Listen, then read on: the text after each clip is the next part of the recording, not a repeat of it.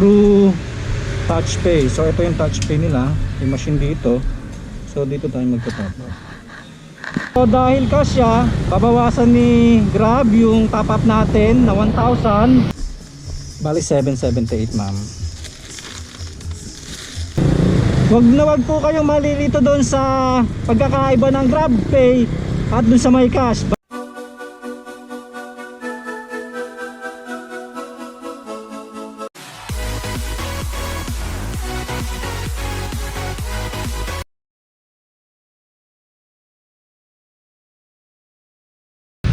Good morning mga kabiwan moto. Welcome back to my channel. So kung bago kayo sa channel ko, please like, share, comment, and subscribe. Pakihit na rin po yung notification bell para updated kayo every time mag-upload ako ng video. So ngayong araw, ang pag-uusapan natin, usapang top up tayo kay Grab. Alamin natin bakit ba kailangan mag-top up, para saan ba yung top up, at ano ba yung top up kay Grab. Tsaka titignan natin kung ano ba yung mga disadvantage at advantage niya kung magta-top up kayo. Bago natin talakayin yan, bago ka umorder kay Grab, pag-order ka ng pagkain, merong dalawang uri ng payments, Grab Pay at isang cash. So yun yung dalawang uri ng payments kay Grab pag umorder kayo ng pagkain sa mga customer natin. Yun nga, ang dalawang uri ng payment ni Grab para sa mga customer natin is Grab Pay tsaka cash. So bago natin talakayin yan, magta-top up muna tayo. Ayan mga kabiwan moto, dito tayo magta-top up sa Alphamart. Yun mga kabiwan moto, magta-top up na tayo dito sa Alphamart through touch pay. So ito yung touch pay nila, yung machine dito. So dito tayo magta-top up.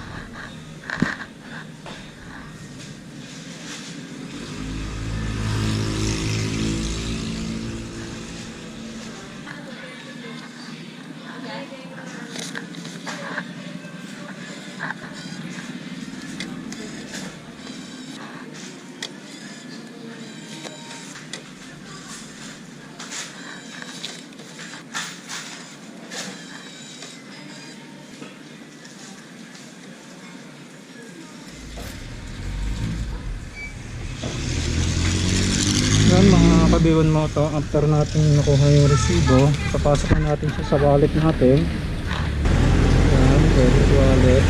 Tapos top up with pin, papasok nyo lang yung pin nya. Pagka naipasok nyo yung pin, akama, dahil nyo, yan, successful na siya. Successful. So itong resibo na to, wala na to, tako na to. So yan, successful na siya. So bali nag-top up lang tayo ng 1,080. So 1,080 yung tinatap natin. Ayan mga kabiwan moto, tapos na tayo mag-top up. So i-discuss ko na sa inyo kung para sa inyong top up natin. Ang unang tatalakayin natin is yung sa payment method kay Grab. So ang unahin natin yung Grab Pay. So ang Grab Pay is dito nagbabayad yung mga customer natin through online payment, gaya ng GCash, credit card, banking o payment online. So mangyayari nyan, pag umorder sila kay Grab, magpipayment na agad sila kay Grab through online. So ibig sabihin nauna na agad yung bayad nila. Once na natanggap ninyo yung order, so bayad na po siya. So yung delivery nun, yung bayad po sa delivery fee nun is papasok na lang po sa credit wallet ninyo o sa cash wallet ninyo. Automatic na po yun pagka na-i-deliver o na-i-drop nyo na. So wala kayong sisingil sa customer. So basta pag Grab Pay, wala po kayong sisingilin sa customer. Kahit magkano, kahit pinto, wala po kayong sisingilin sa kanya. Kasi bayad na siya ng through online. Para malaman naman ninyo na Grab Pay po yung bayad ni customer, is lalabas po yun dun sa may makukuha ninyong order sa delivery fee. Lalabas po yun doon, nakasulat po doon is Grab Pay. Tsaka malalaman din po ninyo kung sakaling hindi nyo napansin, pero kailangan nyo mapansin po yun kasi importante po yun para bago nyo palang pumunta sa customer, bago palang pumunta sa customer, is alam nyo na kung cash ba siya o Grab Pay ba siya. Kasi baka mamaya hindi nyo alam na GrabPay pala, siningil nyo yung customer, magkaroon pa po kayo ng misunderstanding ng mga customer. Syempre magagalit yung customer sa inyo pagka gano'n. Ang isa pang way para malaman siya kung hindi nyo napansin talaga is pagka dineliver ninyo, lalabas po yun doon kung may sisingilin kayo o wala. Once na dinrap ninyo yung item, lalabas naman po ron. Magkaiba po yun sa cash. Yun mga kabiwan moto, shoutout muna tayo. So shoutout tayo kay Carl Tercias. So shoutout sa iyo, Paps. Yun, ang tunay niya palang pangalan is Adrian Vicente. So shoutout sa iyo, Adrian Vicente. So maraming salamat sa panonood.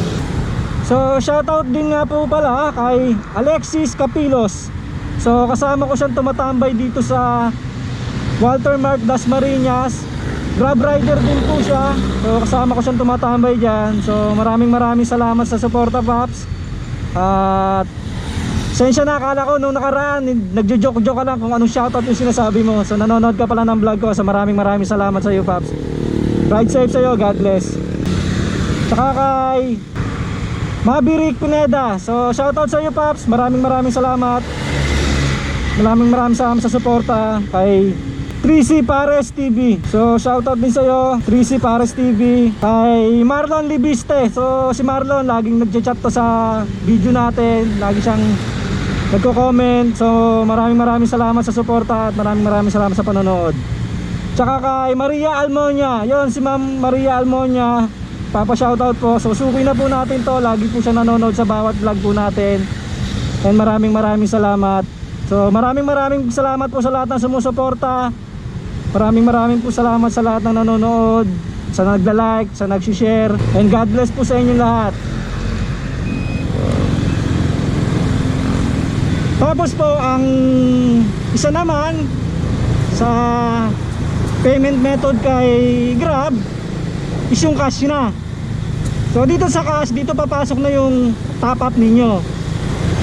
So ibig sabihin, pagka may umorder sa inyo, maglalagay din po dun sa order ninyo na cash ang transaction ninyo. Ang mangyayari niyan, kung magkano po yung order ni customer. Kunyari, ang order ni customer is 500. Yun yung halaga ng order niya. So yun yung babawasin dun sa may top up ninyo. So dun papasok yung top up. Kung 1,000 ang top up ninyo, mababawasan siya ng 500. Tapos yung delivery nun, depende yun sa huling transaction ninyo. Pag na-drop ninyo, lalagay dun minsan, ilalagay nila yung price ng total. So makikita nyo naman doon, hindi kayo magkakamali kung magkano yung ibabawas ninyo. Tapos yung payment sa delivery fee, mapupunta sa cash wallet ninyo. So pwede nyo uli siya i-top up. Basta lagi nyo tatandaan, pag GrabPay, bayad na siya online. Wala kayong sisingilin sa customer. Tapos pag cash naman, may sisingilin kayo sa customer, pero ibabawas ni Grab yun yung sa may top up ninyo. Doon niya ibabawas yun. Wag po kayong malilito doon sa pagkakaiba ng GrabPay at doon sa may cash. Baka mamaya po kasi ang transaction nyo is cash, tapos hindi nyo siningil si customer. So masusort kayo, malaki maaabon ninyo, mawawala yung top up ninyo, tapos hindi nyo singil yung customer. Malulugi po kayo ron. Kasi kukunin ni Grab yung laman ng top up ninyo pag cash ang payments ninyo, pag cash ang transaction ninyo pala. Kaya dapat maging aware kayo doon. Kaya mga kabiwan mo to, mamaya na natin talakayin yung ano natin, yung topic natin. So nandito ngayon tayo sa Walter, dito tayo tatambay. So time check 9:28. Tambay tayo dito para makakuha tayo ng booking. Tapos mamaya tutuloy natin yung usapan natin. Hindi natin yun. Oh no!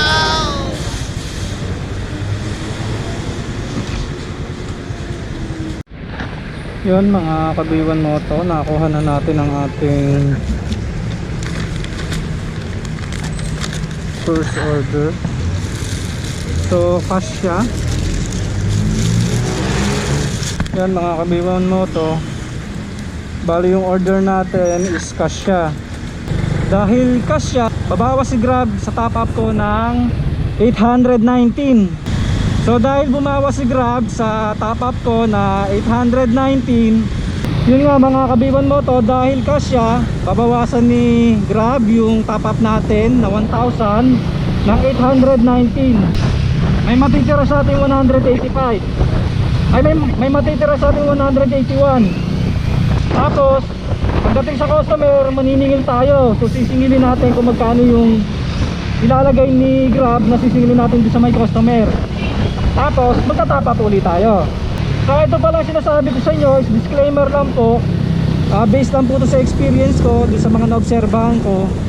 Tsaka itong video natin is para po doon sa mga bago na gustong malaman tungkol dun sa mga nangyayari kay Grab, dun sa mga basic lang naman po. Dun sa mga veterano po, nood na lang po kayo.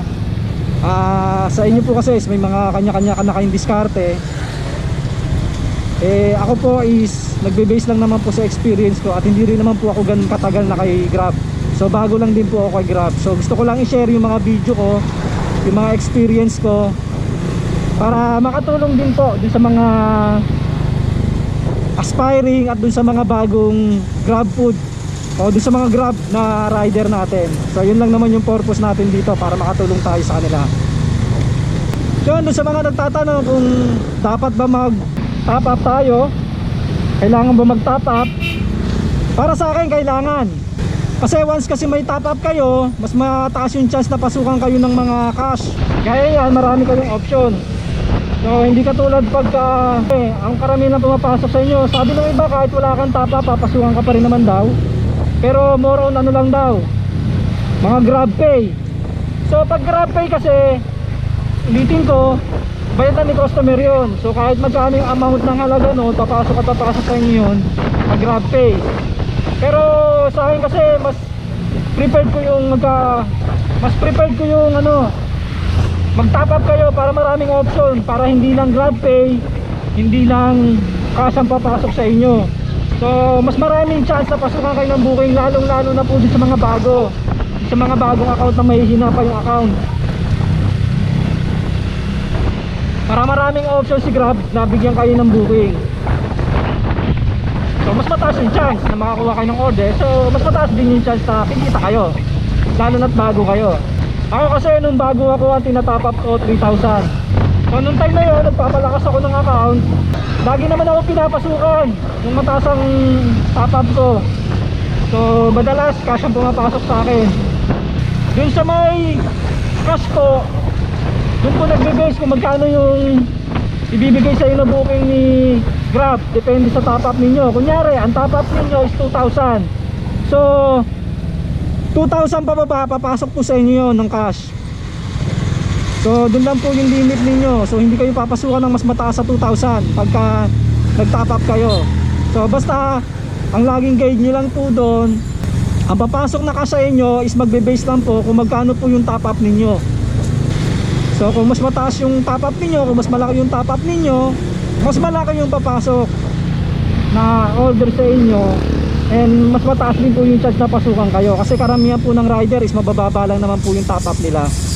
Minsan kahit medyo malayo ka dun sa lugar, sa merchant, minsan sa'yo ibibigay kasi dahil nga sa mataas yung top up ninyo, pag walang malapit na rider na, so hindi sila bibigyan, kayo pa rin po ang hahatakin nila. Kunyari po is 5,000 po yung top up ninyo, tapos yung order is nasa 4,500. So maghahanap si Grab sa system niya ng may mataas na top up, at doon niya po ibibigay yon. Kaya minsan yung iba kahit malayo binibigyan ng ganong order kasi nga pasok doon sa may top up nila. Yan mga kabiwan mo to, nandito na tayo sa customer. Deliver natin po. So tignan natin kung magkano yung sasingilin natin. 778.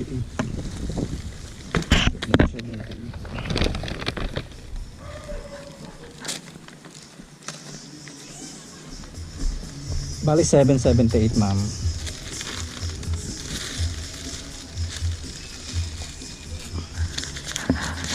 So yun mga kabiwan mo to, na-deliver na natin. So 778 para sigurado. 778 less 1,000. O, 222 yung sinukli natin kay ma'am.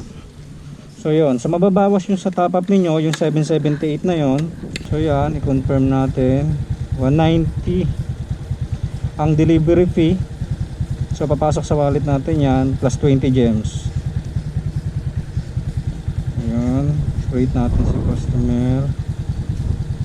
So yun, so ang naiwan sa credit wallet natin, sa top up natin is 302. So ang gagawin natin, yung 190 na delivery fee itatop up natin.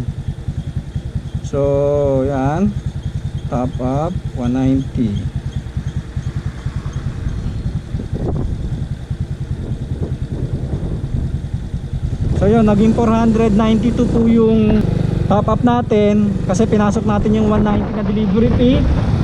Yun mga kabiwan moto, ang laman pala ng credit wallet natin is 492. So ayun yung pinaka top up natin ngayon. So ang gagawin ko para hindi tayo pasukan ng cash, para GrabPay lang yung pumasok sa atin, so ang gagawin natin is hindi tayo magdadagdag ng top up. So papabayaan natin na 492 lang yung top up natin. So mamaya na mag-top up para pasukan tayo ng GrabPay at may paliwanag ko naman sa inyo kung paano naman yung proseso sa GrabPay. So yun, balikan ko kayo and then update ko kayo pagka nakakuha na tayo ng GrabPay natin. Yun mga kabiwan mo to, nakakuha na tayo ng panibagong orders natin. So prepared to GrabPay na to. So ito yung GrabPay, nakakuha tayo ng GrabPay. So hindi tayo nag-top up, hindi tayo nagdagdag ng top up, pero pinasukan tayo ng GrabPay. So ibig sabihin, bayad na to online. Wala na tayong sisingilin dito. Pag deliver natin sa customer, wala na tayong sisingilin. So hindi rin mababawasan yung top up natin. Ayan, dito natin kunin sa Yellow Cab Jamba Juice.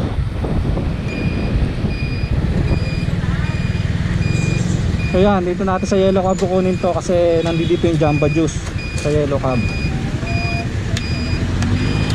So yan mga kabiwan mo to, yan, nakakuha na natin yung order natin na GrabPay. Yan. So isi-secure lang natin siya para hindi siya matapon. Tapos i-deliver natin. So yan mga kabiwan mo to, GrabPay po to. Tapos 57 po yung deliver niya at meron akong 12 gems. So bali malapit lang to.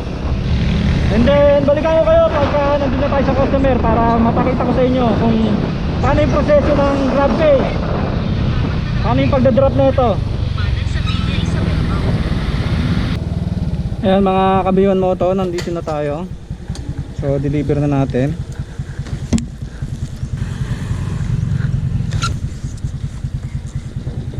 So yan, arrive na natin.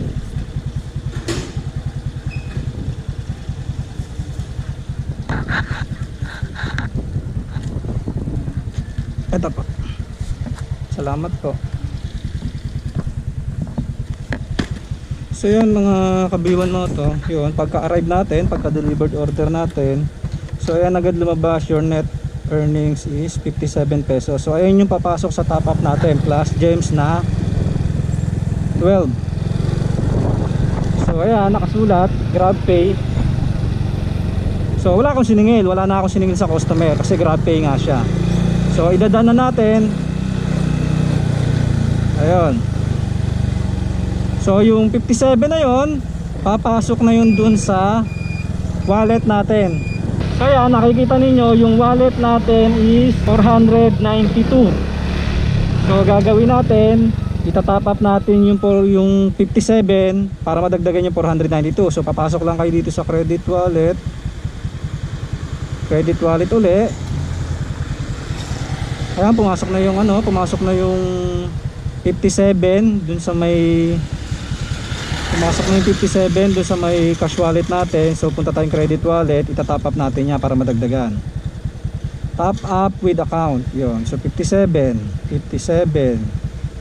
done. Next, up now.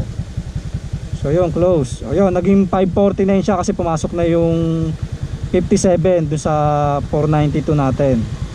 So ganun lang yan mga kabiwan mo to.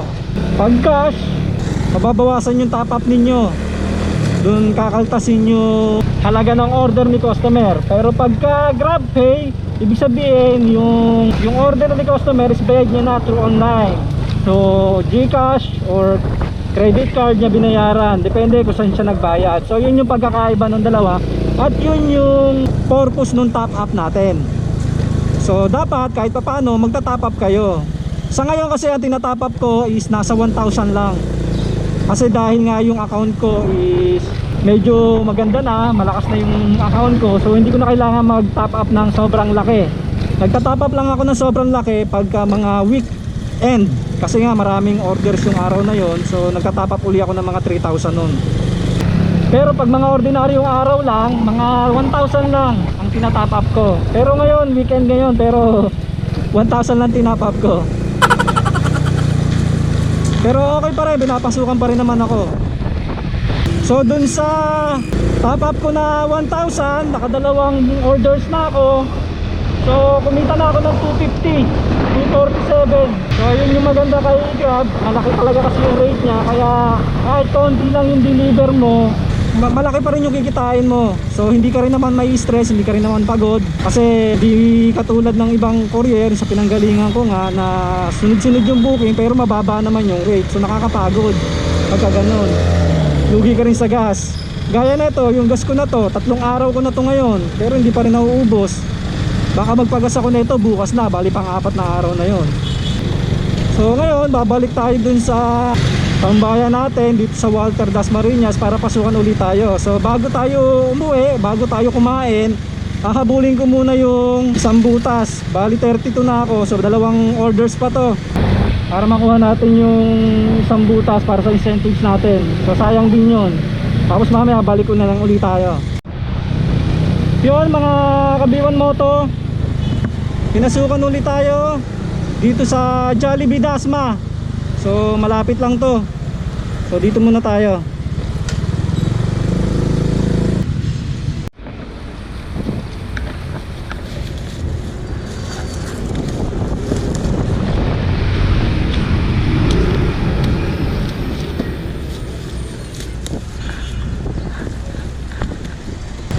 Yan mga kabiwan moto, nakuha na natin yung order natin.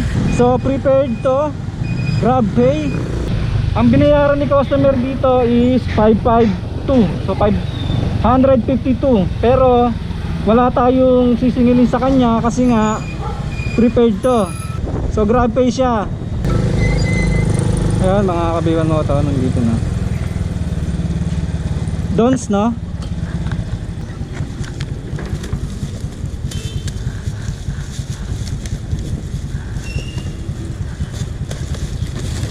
Ito boss.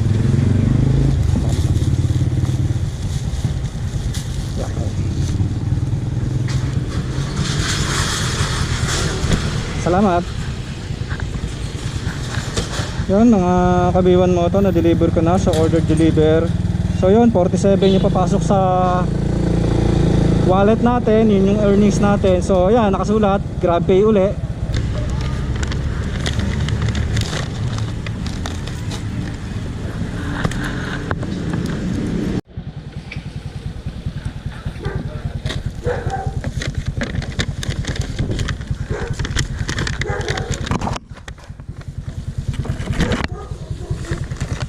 Ito pa. Salamat po.